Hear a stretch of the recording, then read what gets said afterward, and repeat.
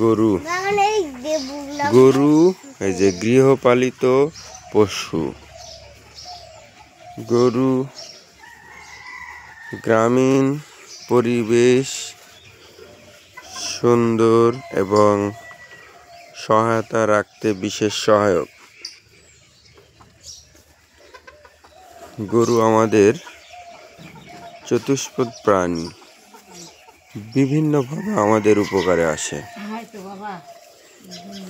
গরু সুন্দরভাবে খাচ্ছে, গরু খড় খাচ্ছে, ঘাস খাচ্ছে।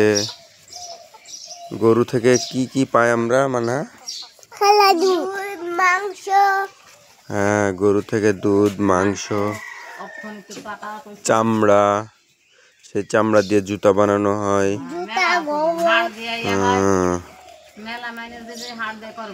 গোবর জীবাশ্ম জ্বালানি। গোবর থেকে জৈব হয়, জীবাশ্ম হয় এবং এটা হচ্ছে এই গোবর রোদে শুকিয়ে আবার পোড়ানো হয়, রান্না বান্নার কাজ হয়।